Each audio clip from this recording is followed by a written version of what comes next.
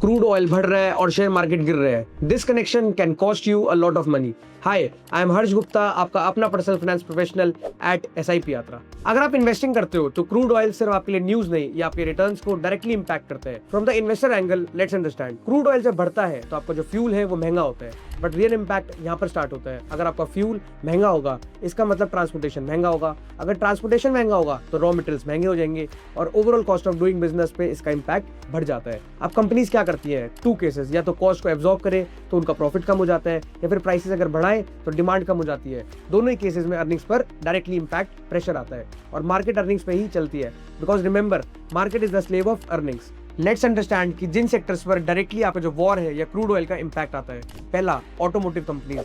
जितना ज्यादा फ्यूल की कॉस्ट बढ़ेगी उतना ज्यादा जो कंपनीज है उनकी डिमांड कम हो जाएगी, जिससे प्रॉफिट्स पर डायरेक्टली इंपैक्ट आता है। Second, aviation companies like Indigo, air India, SpiceJet, जिनका जो मेजर इंपैक्ट है वो कॉस्ट होता है, यानी कि फ्यूल वाली। और अगर फ्यूल कॉस्ट ज्यादा होगा तो उनका प्रॉफिट्स कम होगा, जिससे कि उनका stock market prices negatively react करेंगे।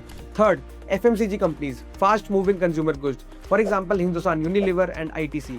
इनका जो मेजर कॉस्ट है that is comes at distribution, और जितना डिस्ट्रीब्यूशन महंगा होगा उतना इनके प्रॉफिट्स कम होंगे, जिससे मार्केट नेगेटिवली रिएक्ट करेगा। Fourth and most important, logistics. पूरे इंडिया में अगर सामान को A जगह से B जगह पे जाना है that is only possible through logistics, और लॉजिस्टिक्स यानी कि ट्रांसपोर्टेशन डिपेंड्स ऑन फ्यूल। और अगर आपका फ्यूल महंगा होगा तो आपको जो इंपैक्ट है डायरेक्टली आएगा लॉजिस्टिक्स कंपनीज के ऊपर। बट इंटरेस्टिंगली कुछ सेक्टर्स बेनिफिट भी करते हैं। पहला, oil and gas companies, because these are upstream players. Second, कुछ केसेस में एनर्जी कंपनीज का रेवेन्यू इंप्रूव होता है, और इंडिया जैसी कंट्री में इंपैक्ट और स्ट्रॉन्ग होता है क्योंकि हम क्रूड को 88% इंपोर्ट करते हैं।